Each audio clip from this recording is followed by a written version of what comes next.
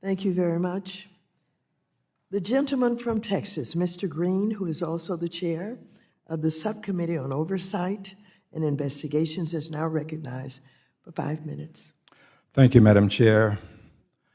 Madam Chair, the great Maya Angelou summarized the essence of my very existence when she proclaimed, "Bringing the gifts my ancestors gave, I am the dream and the hope of the slave." I proudly say that I am a descendant of enslaved people. Slavery existed in this country for some 246 years. The value of 246 years of unpaid slave labor has been estimated to be as much as $14.2 trillion. Let's examine for just a moment each mega bank's involvement in financing slavery. Truist Financial Corporation has assets of approximately $532 billion. 5 predecessor institutions engaged in financing slavery. PNC, Financial Services Corporation, assets of approximately $534 billion. A predecessor loaned $135,000 to a railroad company that used slave labor in 1852. U.S. Bancorp, assets of approximately $582 billion. A predecessor institution made a loan secured by enslaved people. Wells Fargo, assets of approximately $1.71 trillion. Predecessor bank accepted enslaved people as collateral in at least 24 transactions, took temporary possession of enslaved people from defaults on loans. Conducted business with the Confederacy. Citicorp, assets of approximately $1.72 trillion.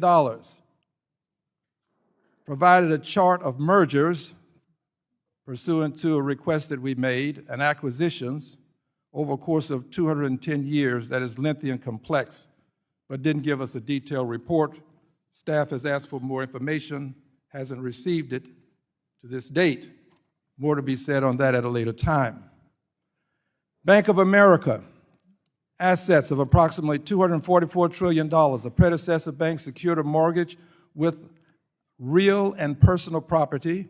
The borrower's property included 13 enslaved people. A predecessor bank agreed to a $10,000 mortgage to U.S. Secretary of State John Forsyth with 40 enslaved people as collateral. J.P. Morgan Chase, assets of approximately $3.38 trillion. Predecessor banks accepted 13,000 enslaved people as collateral for loans. Came into possession of 1,250 enslaved people from defaults on loans.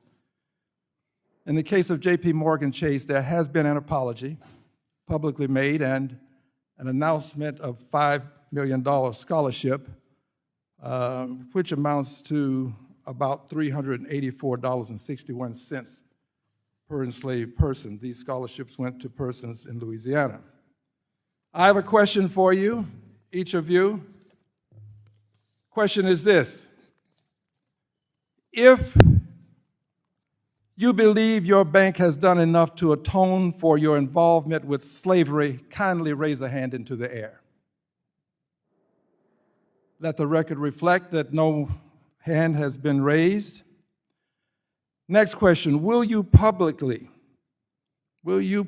publish an atonement plan or on or before your next appearance before the committee? An atonement plan. You've indicated that you've not done enough. Will you publish an atonement plan on or before your next visit? If so, raise your hand.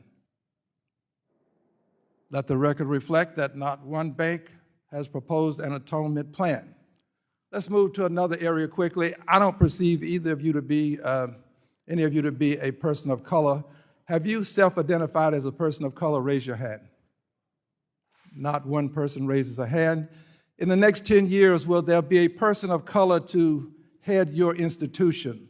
If so, raise your hand. Let Truist Bank, and that is the only one, I think. Thank you. I yield back.